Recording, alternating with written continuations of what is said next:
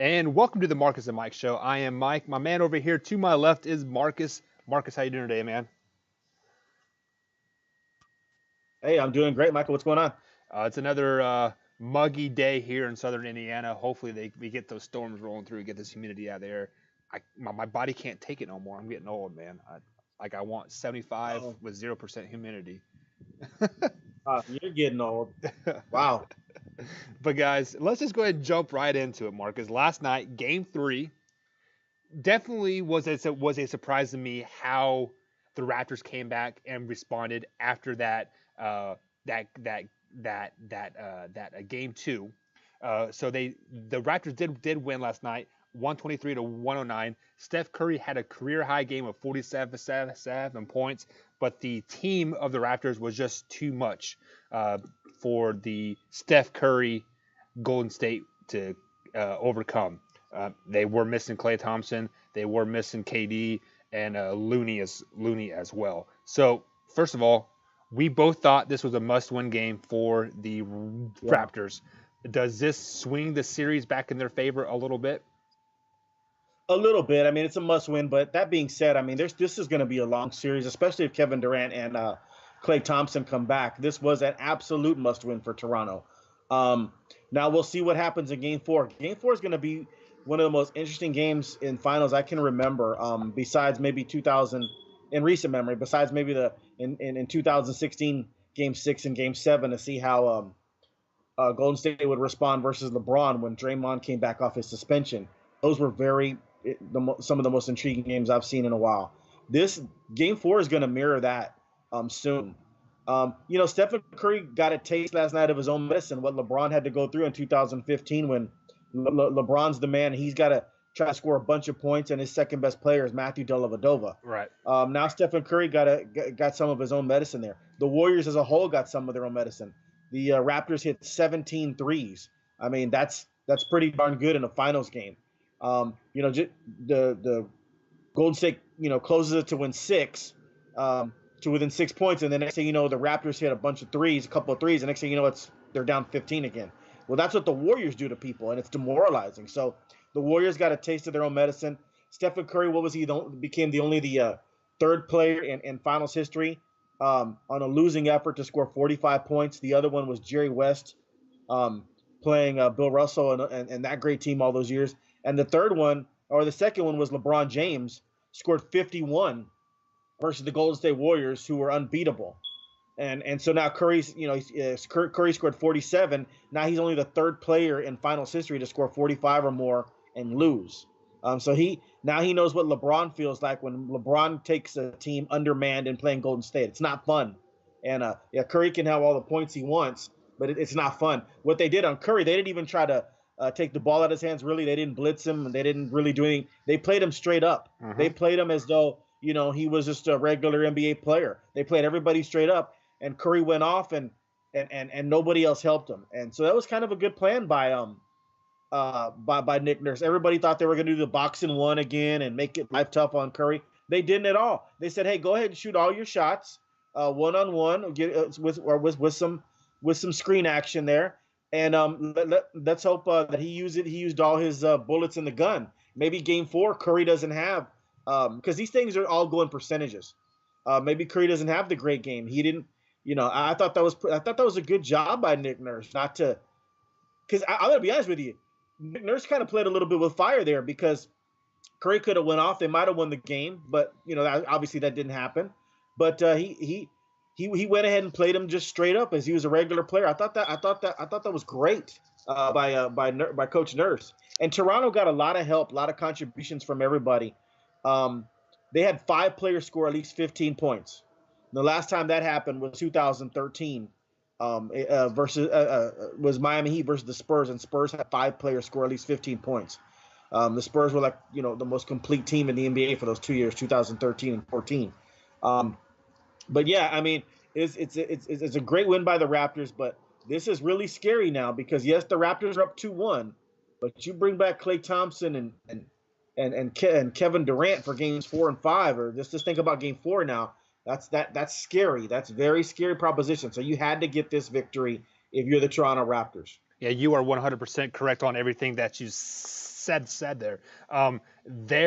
Their philosophy that the Raptors used last night was kind of the philosophy that we use in high school sports. Is that they might have one great player, let him get his 100 yards on the ground, 300 yards Right. passing, but we're going to shut down the rest of the team. And that's exactly what the Raptors did. They let Steph Curry get his 46 points or how much he scored, and Yeah. and the Raptors played well enough to win this game. And I want to go back to this box score here real quick. If you guys remember the show on Tuesday, I said the recipe for winning this game was Kawhi getting 30 points. He got 30 points. Lowry having a 20-point game. He got 23. And then I said Marc Gasol and Ibaka has to get 20 points as well. Yeah. Gasol had 17 and Ibaka had had 6. That is a recipe for winning many games for the Toronto Raptors. You cannot stop the whole team. That is what the Raptors did Yes. on Wednesday night. Was they let Steph Curry get his, and then they stopped the rest of the team. And the Golden State just did not have enough for Raptors at all. I mean, Yeah. if the Raptors play like this, even with KD and Klay Thompson on the floor, they're going to have a hard time beating them as well. Now you kind of got to pick your poison. Who do you want to let get theirs? Do you want a Steph Curry to get his? You want KD to get his, or do you want Klay Thompson to get his? It's kind of pick your poison. And if I were to pick my poison, I would say let Steph Curry get his again. Right. Do not let KD get any type of groove at all when he comes back for this game 4 on Friday night. You need to get in KD's head early and often. Do not let him get any rhythm going on in this series at all. Yeah. No. Michael, you're 100% correct. See, now that's what was genius about what Nick Nurse did. Now what's going to happen in Game 4, even with Kevin Durant and Klay Thompson coming back, we don't know how effective they'll be. It's a muscle tear. We don't know. They're going to be about 70, 80%. So now what you do is you're not going to play them straight up, I don't think. Now you're going to get the ball out of Curry's hands. You're going to blitz him on the pick and rolls. Now you're going to make life tough for him in Game 4. You're going to switch it up defensively. You're going to do that box and one again. That's exactly what Nick Nurse is going to do. He wanted Stephen Curry to have an easy game, kind of like in Game 3 where he's just doing this and that. Yep. And so if he blitzed Curry last night and played great defense on him, then, made life hell for Curry. Curry say only had like 23 points or 24 points. Mm-hmm. Curry would feel that. And then the next Game 4, he'd be like, I can't have that bad game. But Curry's feeling good about himself right now. He's hitting shots. He's in rhythm. Exactly. And the odds are, the way the numbers work is, I don't know if Curry will do that Game 4. That's just the way the percentages work. People, even great players, a lot of them don't have 2 or 3 great games in a row. So let Curry have his great game, and then Game 4, blitz his ass. Let him feel it, and you play a box and one again. I can almost guarantee that's going to happen again. Yeah. And real quick, go ahead. Yeah. Well, and just to add to your point there, when KD and Klay Thompson come back, they are going to feel even more pressure because they saw what Steph Curry, he had 47 points, and they're going to be like, shoot, Steph had 47 and we still lost by 15, 16 points. That means I got to press that much more to get my 20 plus points. So you are going to see Klay Thompson and KD, especially KD, press this game when he comes back in this Game 4. He'll be forcing a lot of shots. Also, like I've told you in the past, the Warriors play defense in spurts. And last night they played zero defense practically. It was bad. I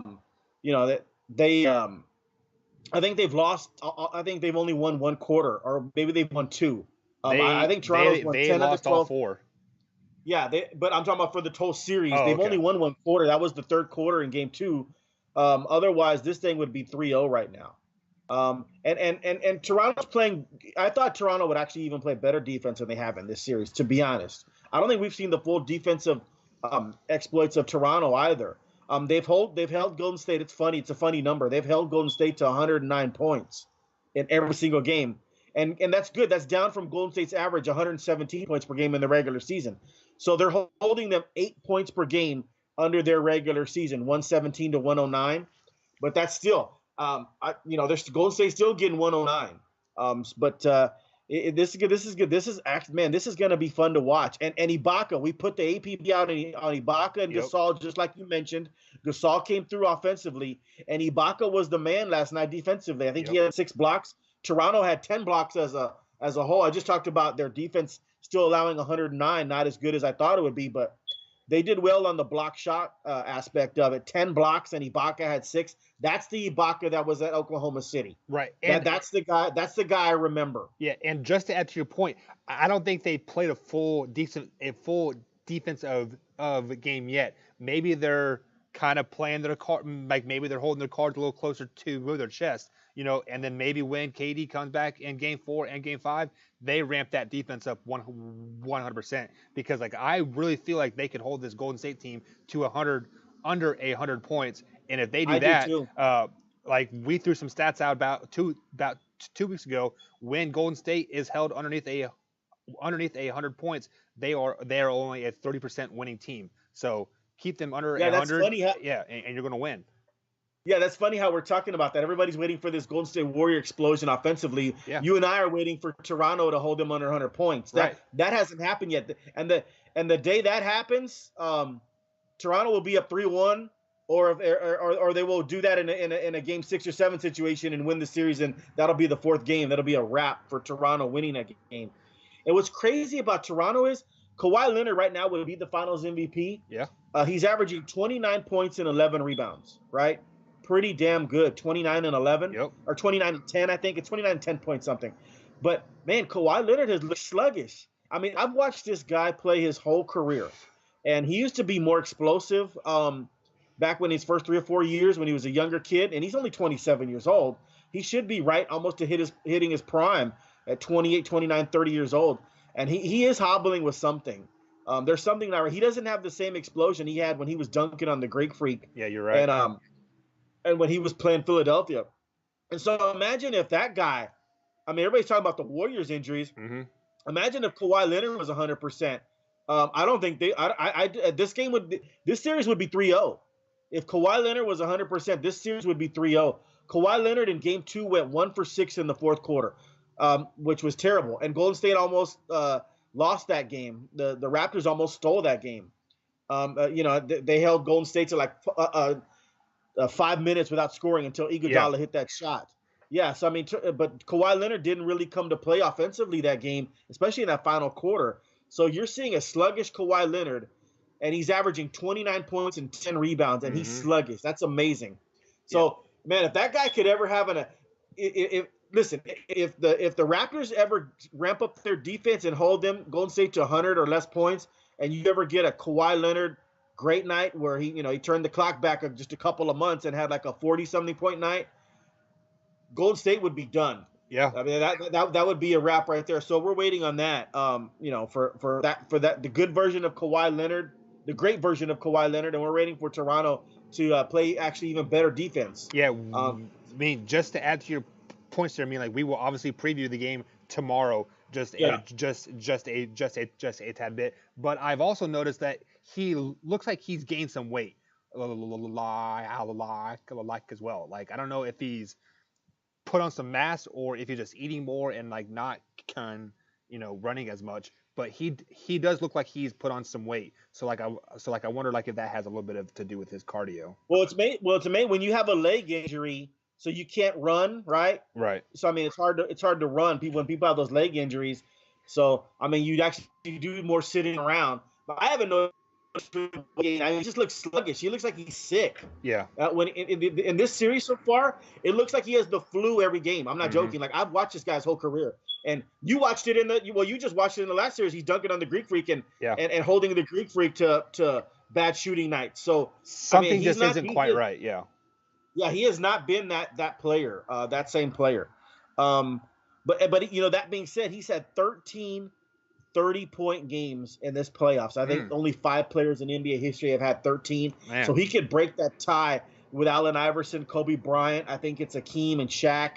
He could break that tie, and he is going to break that tie because he'll get one more 30-point game in the next 2 or 3 games. So, man, he's just had an amazing run. It's the second best run anybody's ever seen since Olajuwon in 1994 with efficiency rating and all that good stuff.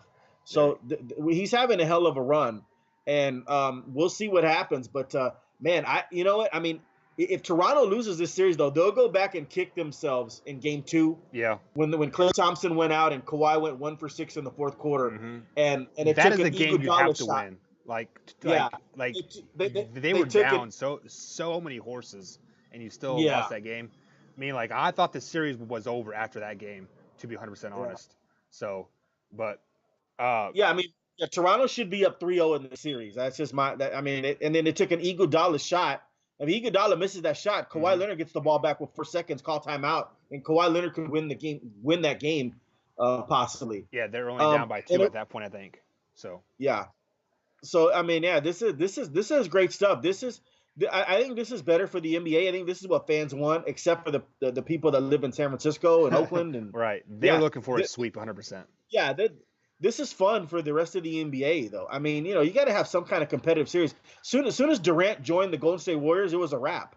You're right. I mean, you're right. You're just watching for fun. 100%. I mean, really. I mean, there's no, I think I think Max Kellerman said earlier today, it would be like Olajuwon joining the Bulls. I mean, that wouldn't be fun to watch. Even the Bulls were so dominant already.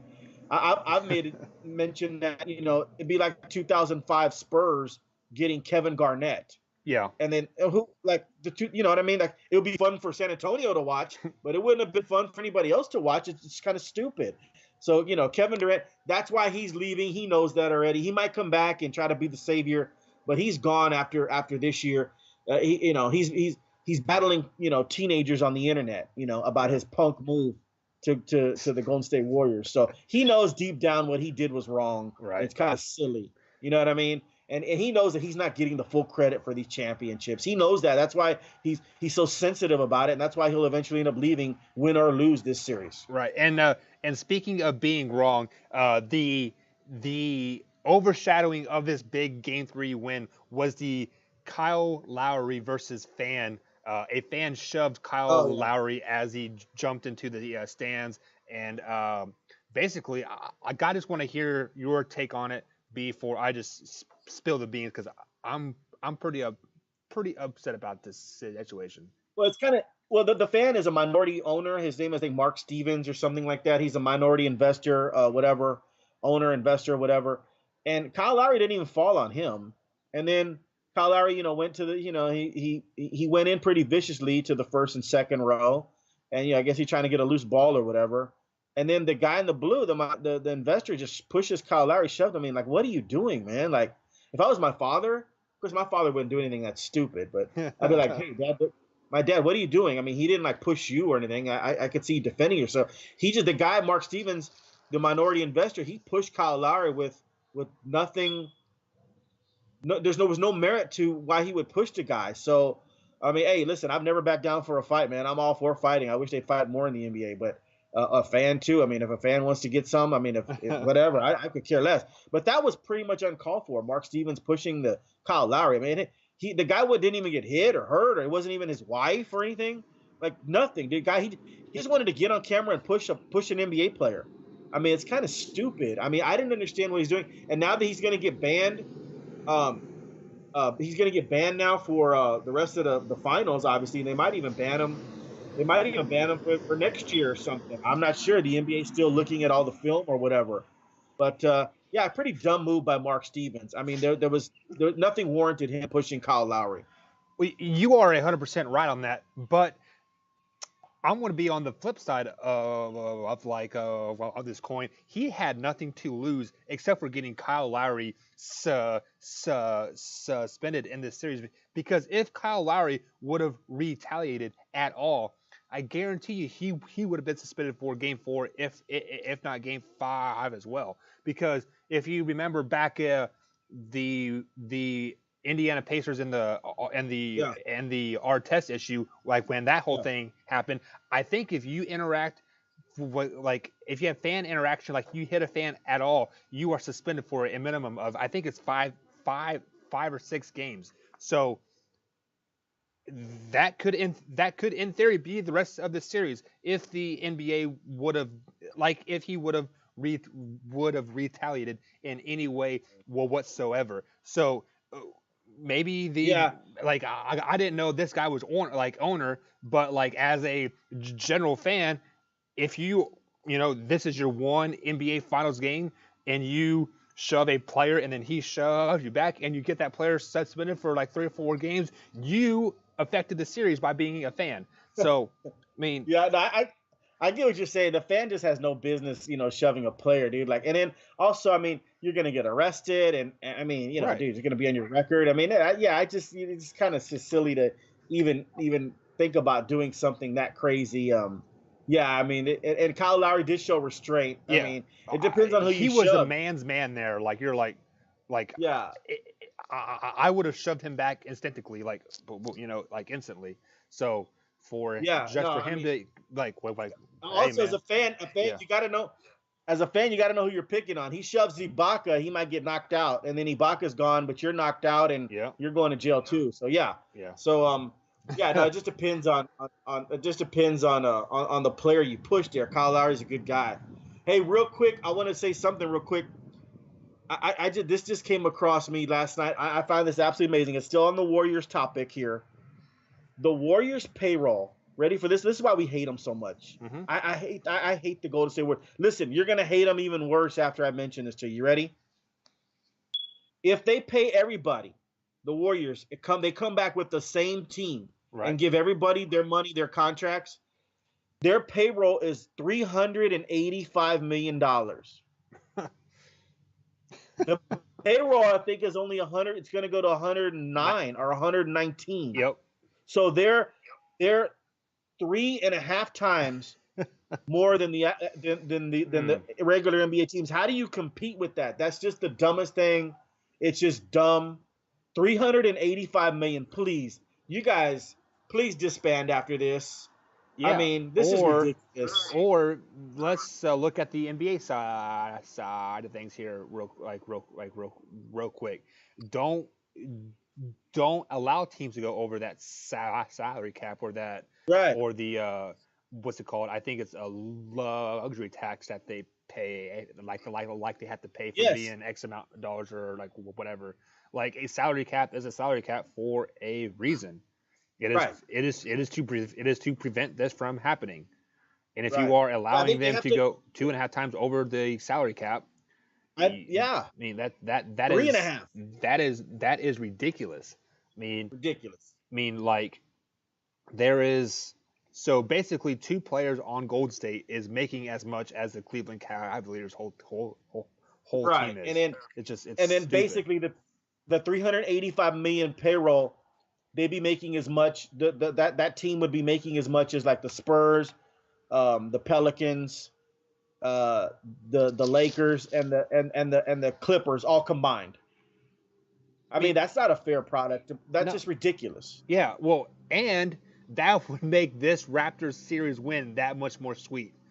Like, it would. I mean, it is. Yeah. Like I keep referring to the 2015 Kansas City team, but we were the lowest paying team in baseball, and we beat 2 of the highest paying teams in baseball. It just makes that World Series that much sweeter. Michael, that's if you know what, if that's what should make you champion Toronto, because Toronto is the version of the Royals. Yep. And right now it's like you're watching the Royals versus the Yankees right now. You are 100%. Yeah. That just freaked me out. $385 million for next year's payroll. That irritates me a lot. That does, like, I already hated them anyways, and now I wish death upon them. Like I hope they never make it to the playoffs ever again after this year. But at the same time, you really can't be mad at them either, because they did build in the draft just like the Atlanta Hawks. And they just happen to get one piece, So, I mean, there are 2 sides to the story. So, do we really hate Golden State, or do we hate the success that they've had with KD with this Well, payroll. you know, I wouldn't hate them as much as if Kevin Durant did the normal thing and So we hate stayed with KD. Oklahoma. Yeah, I mean, Yeah. if Golden State was winning all these championships without Kevin Durant, Yeah. I wouldn't hate them. I would still hate them, but I wouldn't like really hate them. Like, you know what I You mean? you would hate their success. Right. Yeah. But I wouldn't. I despise them now. Like Yeah. literally. Like yeah. Like I hate them. I hate looking. Listen, I hate looking at them walking. Yeah. And then let me just throw this little stat at you. Ready? Do it. Because everybody thinks how great they are, but they weren't great until they got Kevin Durant. They had to get Kevin Durant to beat LeBron James. Mm-hmm. That's why they call them the Hampton Five. The Golden State Warriors without Kevin Durant in the finals now versus LeBron and Kawhi's teams are now 8-8. There we go.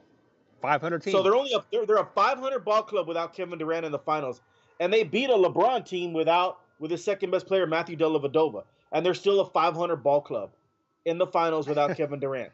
Huh. So I don't think they would have won all these championships if they don't sign Durant. I don't think they beat LeBron and Kyrie and Kevin Love and them. So, or I mean, that would have been like a battle royal going down to the wire. Yeah. In 2017 and 2018, when they got Kevin Durant, they destroyed Cleveland because it's just not fair. It's just ridiculous. Yeah, so you're 100% right.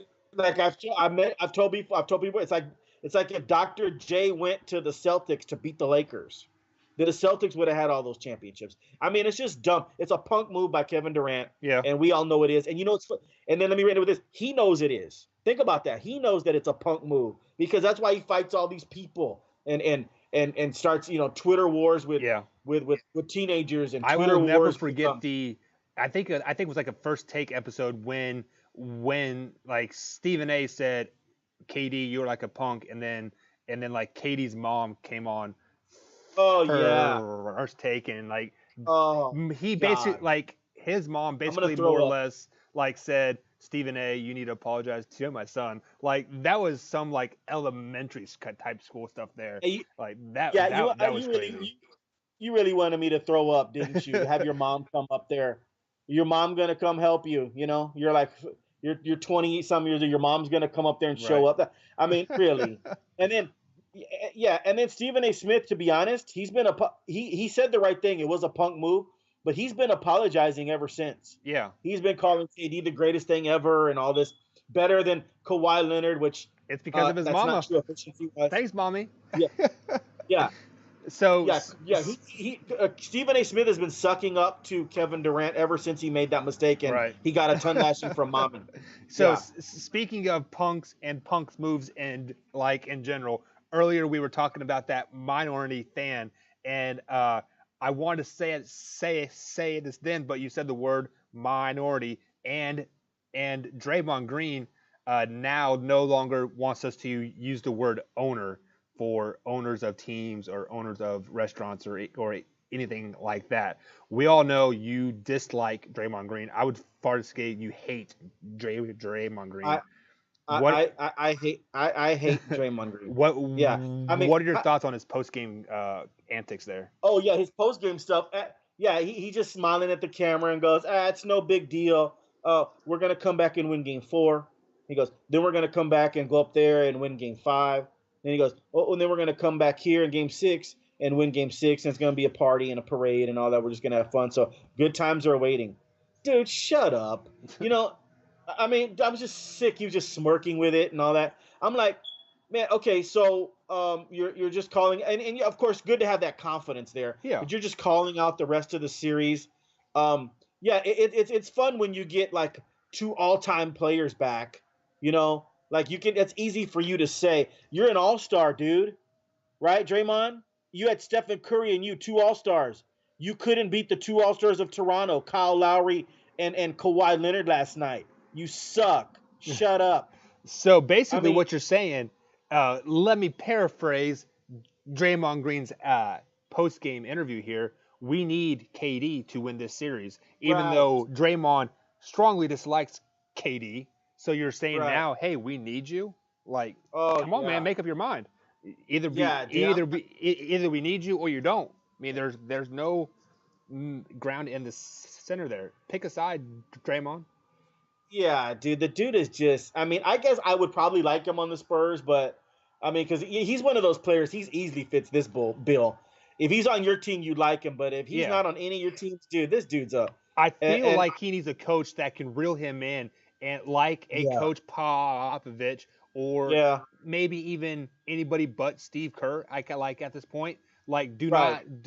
do not allow him to do his like he was yelling at Steve Kerr like I saw a foul, like he got called for like a foul, he went for a steal, and like it's all ball, it's all ball, and Yeah. he just screaming at Steve Kerr, and Popovich, he wouldn't have that. Doc, Well, yeah. I mean, Doc, well, Doc, yeah. he wouldn't have that. None of those coaches would have had that crap. And I know exactly what you were talking about. He was going for a steal with a few seconds left in the half or Yep. whatever, and Steve Kerr basically told him, hey, fool, it might have been all ball, but you don't do that in that situation. You just Yep. gave them 2 free throws. Let's play good defense and let's go to half. So he gave Toronto 2 free throws. And Um, he was still yelling at Kerr, even though he was trying yeah, to it's win just that. Yeah. yeah, I can't stand Draymond Green. And then just a little side note here, same person. He wants to take the word owner away from the NBA. He doesn't want NBA people to use it. And I think Steve Ballmer, much to his discredit, has gone ahead and he's acquiesced to Draymond Green. So the Clippers organization now is not using the word owner. That might be the dumbest thing that I've heard of in a long time. It's the most. Why would you take the word owner? That's what you are. Why would you take the word owner out of Exactly. your vocabulary? I mean, you own the team, right? You're right. So, Mike, if you and I bought a team, or we bought a local franchise of hamburger place, Whataburger, we're the owners, right? We are. Like, what We is owner? What is the word owner? I think I'm sure he's saying like it's a racist term, like from the slavery days, dude. Owning an NBA team has absolutely nothing to do with slavery, dude. You're right. It's the most ridiculous thing. So when Draymond, so when Draymond gets enough money and then he, say he invests with Kevin Durant and LeBron James, and in 20 years from now they buy. Yeah.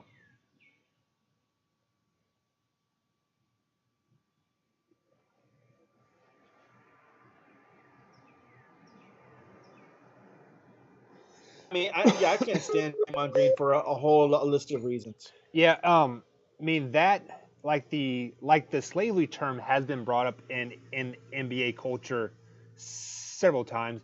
I can't remember, was it like 6 months ago, maybe a year ago. I want to say it was LeBron James brought up the word slavery, like we are a slave to the owners type of thing. I could be totally off of like who it is, but I do remember hearing that term. So I mean, like I could go in on this, like the past is the past, leave it there. But at the same time, like I understand, like you got to respect the history and stuff like that.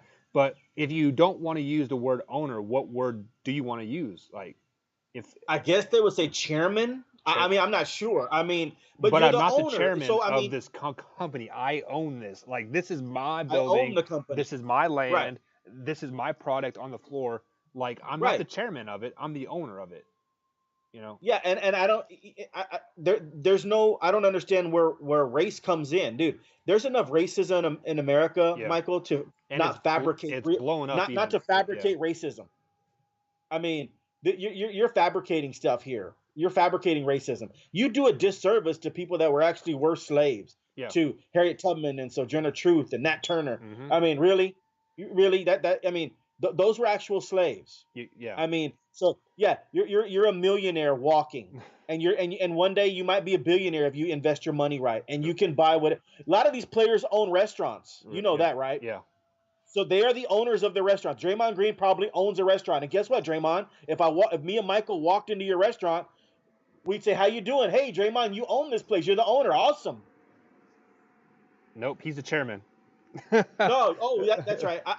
Yeah, the chairman. Yeah, it's So dumb. let's go ahead and 100% shift gears here. Football season is getting closer. We're in OTAs. all that good stuff. And trade rumors, free agent signings, and stuff are starting to circulate a little bit.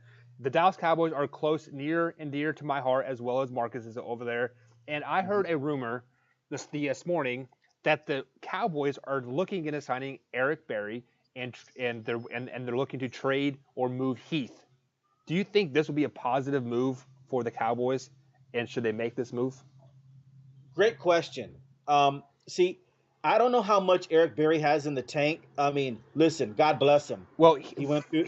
he is only 28 years old, maybe 27. Well, but no, but that Yeah. age doesn't have anything to do with it, Right. Michael. Like, in other words, like when you go through what he went through, the chemotherapy, the cancer, and all that, I don't know how much he has left in the tank in terms of his ability to play football. Like, Right. in other words, you get, he could get tired faster. I mean, he doesn't have the same ability. I don't know, what to say about that situation. I'd have to ask the doctors before I'm the Cowboys and say, why did Kansas City release him?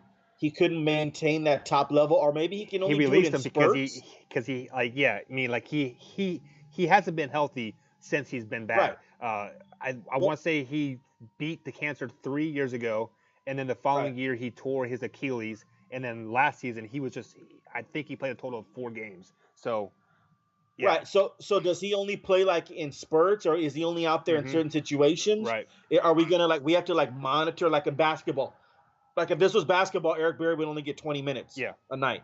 Is he good enough like to give his full all? He just comes in on nickel situations. I'm not sure how.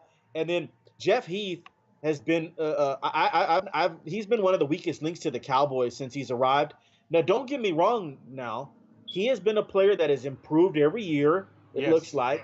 Yes. And he's a hard-hitting player. I like Heath. I remember when he was real young, like rookie or something, Adrian Peterson meeting him at the 2-yard line, and Adrian Peterson just ran over Jeff Heath like if he wasn't even there. Right. Heath has improved. I used to think Jeff Heath, he had dirty pictures on Jerry Jones because he kept making the team. So he must have something on Jerry. But to Heath's credit, he's improved. He's gotten better. And although he didn't have a great divisional round versus the Rams in last year's playoffs, I think he got beat a couple of times by Goff. He didn't come up and make the play, Jared Goff. Listen, is a 70% Eric Berry better than 100% Jeff Heath? I don't know. That's a great question. I'd have to talk to doctors about Eric Berry before I'd release Jeff Heath. And also, they're trying to listen. They're trying to they're trying to decrease Jeff Heath's minutes anyways. They signed George Alaka from the Vikings this offseason. And George Alaka is a big dude. He's a good safety. He's not a great safety. He's a good safety. He gets more interceptions than Byron Jones. So Alaka, what is he? He's like 6'4", 225. I probably have watched him a bunch of times because I don't think he started for the Cincinnati Bengals like every year. Yeah. Like he didn't miss a start. George Alaka started every game for the Cincinnati Bengals since he got there. I mean, he's been, and I don't know why he left the Bengals. He left in free agency. I don't know why the Bengals would let him go. He left in free agency to Minnesota, and then he really didn't do anything for Minnesota. It wasn't a good fit there. So now the Cowboys have George now. He's still, 30 years old or whatever. I think he's the replacement for Heath. He's not great. He's good. He's an upgrade over Jeff Heath. So maybe if they want to, trade Jeff Heath for like a 6th or 7th round pick, they would have already done it. Then you have Eric Berry and George Alaka playing safety along with Xavier Rhodes, who I think is a good football player. I watched Xavier Rhodes from Louisiana Tech, who's a Cowboys draft pick, like in the 4th or 5th round. So he's a good free safety. But yeah, I mean, you always got to try to improve your team. If you think that Eric Berry is 70% of Eric Berry is better than 100% of Jeff Heath, and you can get rid of Jeff Heath for a 6th or 7th round pick, do it. Because what gives you that flexibility is signings George Alaka in the offseason from Minnesota, and was a starter with the Bengals for like 5 years. Didn't miss a start. I swear. George Alaka, every time I watched the Bengals, he started and he played well. He wasn't a weak link. I don't remember him being a weak link. Now, there may be a Cincinnati Bengal fan say, "Oh, he missed this play, he missed that play." Well, I didn't see it when I watched the Bengals. So we'll see what happens. But it's up to the doctors for me on Eric Berry to see his stamina. I'm sure he doesn't have cancer anymore, but can he give that 100%? Yeah. Can he be at 100%? How many plays? How many snaps can he play?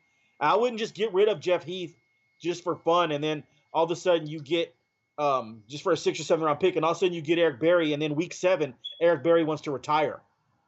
Right. So the doctors would be heavily involved in my decision if I was the Cowboys. Yeah, you are 100% right. Eric Berry is my favorite player currently in the NFL because he was such a staple at Kansas City for such a long time. He was a heart and soul. He definitely has the heart of a warrior, but he is just not producing anymore. Right. I mean, I think in the championship game versus the Patriots, I only saw him on the plate like on the field for maybe eight or nine plays. You know, he just wasn't in there that much. And if the like in the Cowboys are going to cut a player or release him or trade a player for Eric Berry, I don't think you do that to like Heath because he has been a staple in the Cowboys secondary for a while. And just like you said, he is improving each and every year. And Yeah, he is. and I want to say Heath is better than a 60 or 70% Eric Berry, and that hurts me to say that because Eric Berry used to be such a great player. He was amazing. So yeah, I think that'll be a bad Berry, move. Eric Berry may have played his last game in the NFL. I mean, yeah, it depends on what the doctors say. And man, I feel bad for Eric. I mean, he's made a lot of money in his career. Don't get it wrong. He'll always have health benefits. You know, I'm gonna feel bad for him. But yeah, I mean, he may have played his last game, but he had a chance to be one of the greatest safeties of all time. But just that cancer came up and bit him, and that's horrible. But I'm so glad he beat it, and he's fine now. But yeah, like I said, he had a chance. That's a great thing. He had a chance to be a Hall of Fame type thing. Hell, he might even still get in in a few years when he gets older, as one of the old timers and getting a Hall of Fame. That's a possibility. Because they have like the Hall of Fame. They induct the new players that have been 4 or 5 years removed. Yeah. First ballot, second ballot, third ballot, and then every year they induct like an old timer. Right. And so Eric Berry might be on that list in about 20 years right. of being an old timer getting inducted in the Hall of Fame. Yeah, and if this is his last game or like if he's played his last game ever, I hope the Chiefs sign him to a one-day contract like they did with Jordy and Jamal Charles and like all those players you saw all those one-day contracts. I hope they sign him to a one-day contract so he can retire, as a Kansas City Chief, like on the field.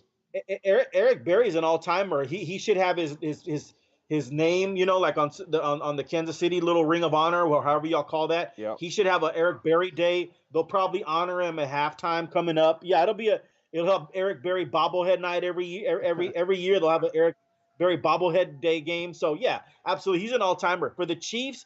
Eric Berry should never be able to. He should never buy a drink, or his apartment should probably be free for the rest of his time in Kansas City. No, I'm not. Yeah.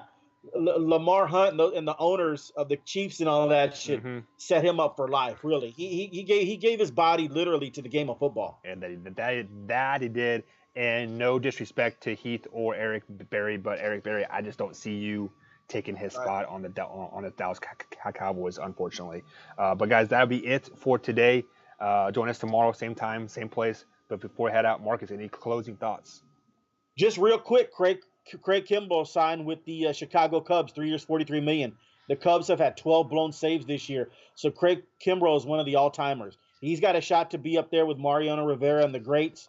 And that's a great move by the Chicago Cubs to sign Craig Kimbrell. That should do wonders for their bullpen. Everybody should be a sigh of relief if you're a Chicago Cubs fan. Now we'll just see where Dallas Keuchel goes.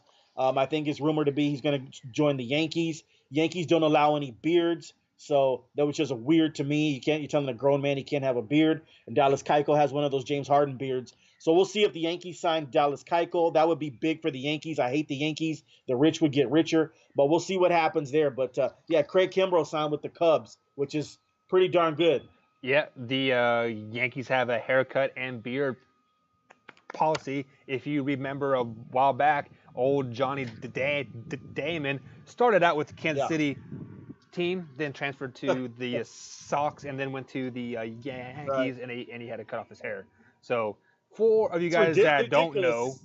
back in the day, probably 2009 and prior, the Kansas City Royals were a minor league feeder team to the New York Yankees. Anybody that we had good went Oh there. wow. So just a little insights there. But guys, join us Okay, tomorrow. cool. Same time, same place. Have a good day.